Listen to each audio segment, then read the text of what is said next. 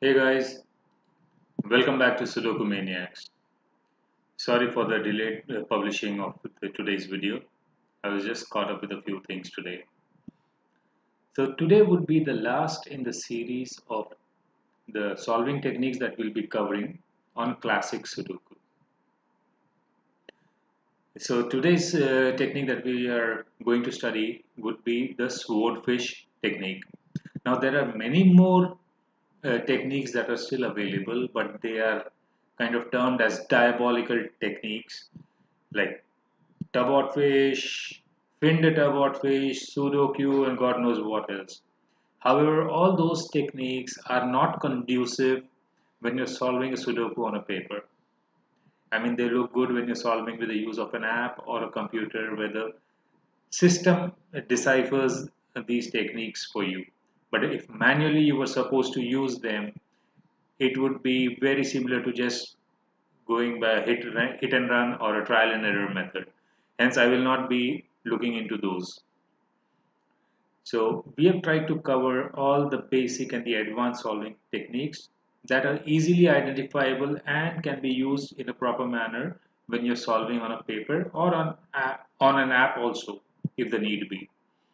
There's one more technique, jellyfish, which I will just explain, but we will not be covering it on a video. I'll explain the reason why and while and when we are going through the video. And after today, our focus will shift to the basic techniques that are used in solving some of the basic variants that we have going forward. So keep an eye out. It's not that we are going to wrap up our series on the solving techniques. So if you have not subscribed to the channel, I suggest you do that right now and click on the bell icon so that you are informed of the future publishing of our videos.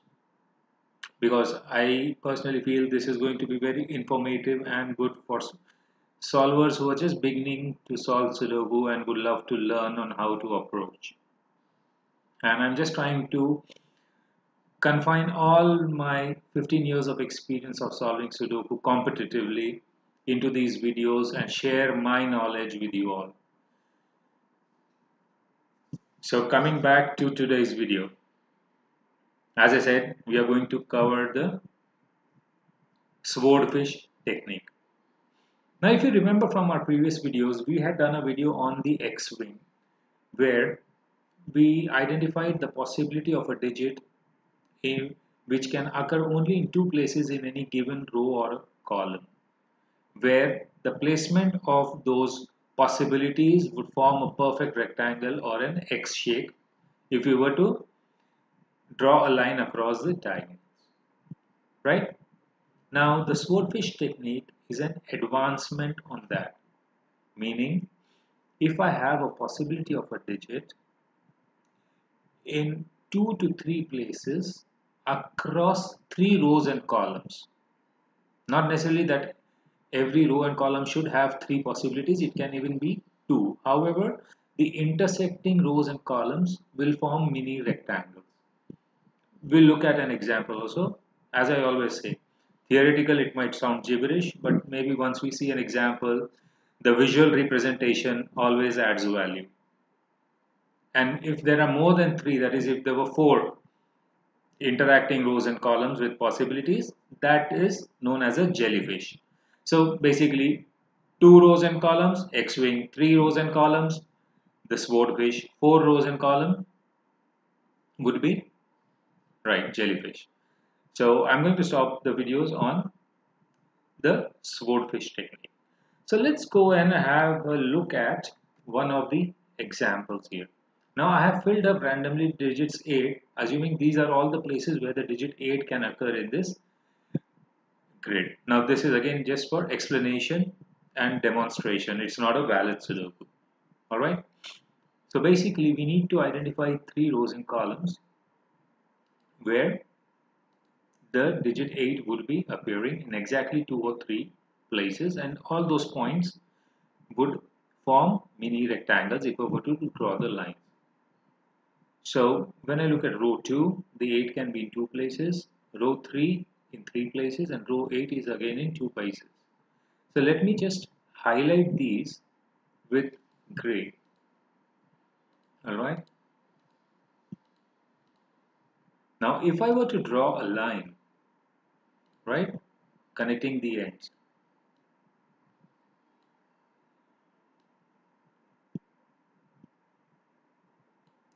now you see that there are two rectangles are being formed by these edges.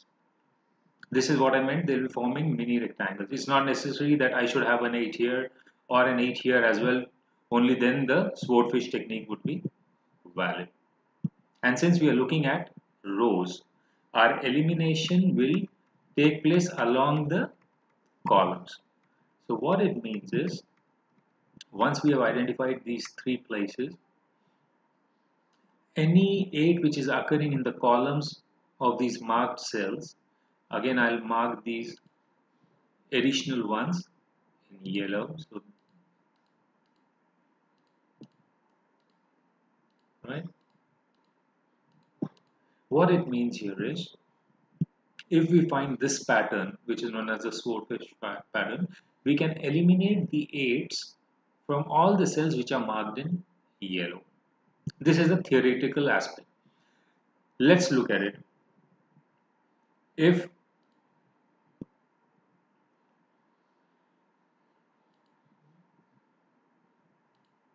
row 2, column 3 was an 8, alright, then here this would not be an 8, this would not be an 8, and the remaining 8s,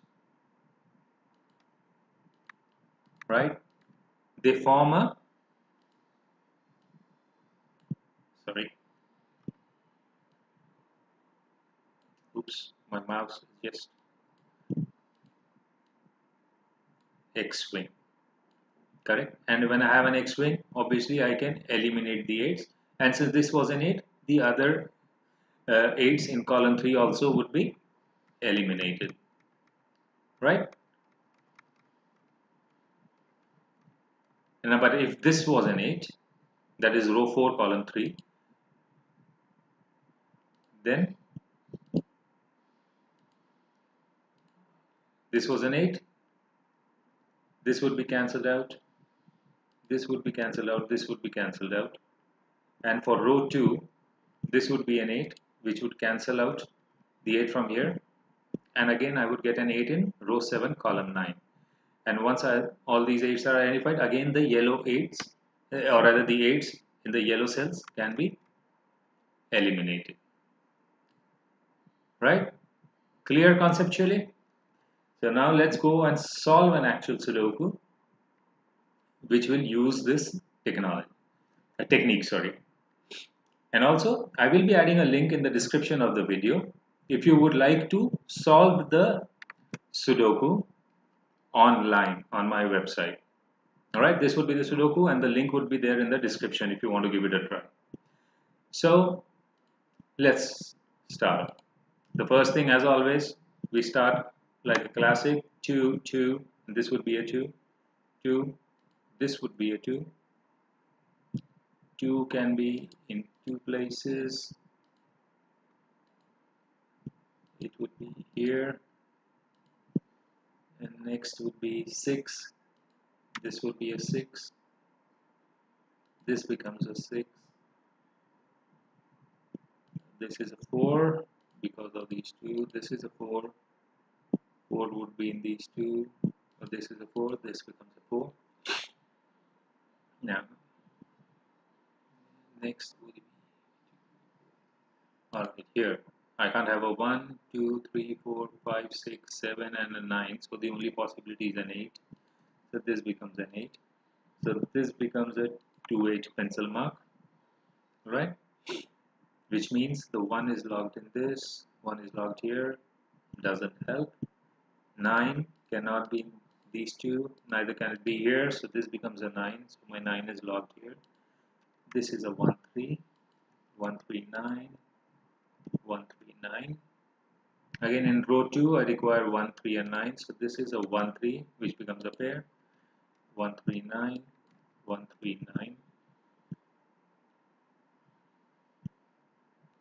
This is a 7 because I can't have a 1, 5 here, so this is a 1, 5 and a 1, 5. 3 cannot be here. 3 is logged in these two, which means 3. This has to be 3 and a 9. This is a 3, so this is 3. This becomes a 9. This is a 5 6, 5 7, 5 6 7. Right? 1 3 1 3. So this cannot be 1 2 3 4. 5 is possible. 6 not possible. 7 and 8. So 6 would be here. So this would be a 7 8. This would be a 5 8. Oh, I'm sorry. 8 cannot be here. We already have an 8 in the box. So again I get a pair of 5 7. So the remaining digits are 1 and 9. Alright. Pair next.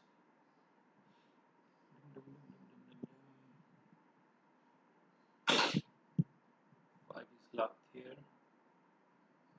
What can I have here? Okay, so this 9 is logged in these two, right? And the 9 of box 4 is logged in row 5. So this 2 cannot be a 9, this cannot be a 9. This becomes my 9.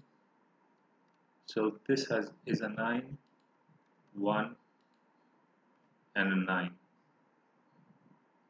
So remaining are 3 5 7. This is a 3 5, 3 5 7, 3 5, 3 5 7. Good. So this also can be removed. Now what is missing in this row? 1 5 and 8. With a 5 here, this is a 1 8, 1 5 and 8. Right? And this would be 1 5 7 1 7. And this again would be 5 7 9 7 9. All right. Now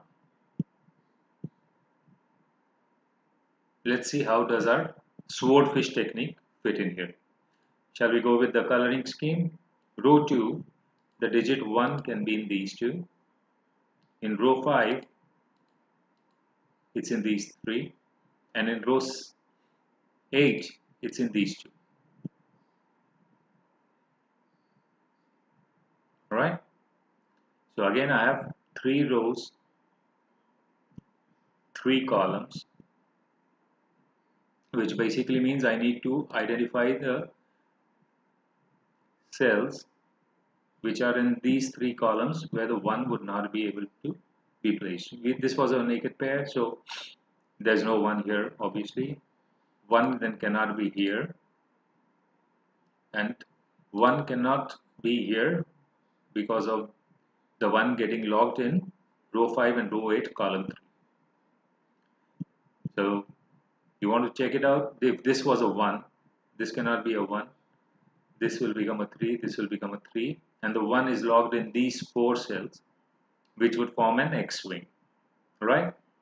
Or if this was a 3, this is a 1, again the 1 would get eliminated from here, right? So we can safely eliminate the 1 from row 3, column 3, and this would become a 8. So this is a 1. So with that 8, this is a 2, this becomes an 8. This is a 2, I can eliminate the 2. This is a 1 3 7. Right? Or this would be a 1 7, 1 7. So 1 is eliminated. This is a pair of 3 9. So this becomes a 1. This is a 3. This is a 1. So this would be a 3 7. Would eliminate 3 from here, the 5 from here, and this is my 1. So this becomes a 5. This is a 1. 5 and 7. This is a 6. So this becomes a 5 7. 3 7 3 7. This is an 8. With this 8, this is a 7. This is a 7 5 3 and a 7. So this has to be a 3. This becomes a 5 because 3 3 and 3. This is a 1, this is a 7, this becomes a 1, 6, 3, 5, and this is a 5. So I have a 1, 7 here. This has to be a 7 because of this. 1, 9, 5. So this is a 9, this is a 3. Sorry, this is a 3 and this becomes my 7. And that's how this puzzle could get solved, because we use the swordfish technique.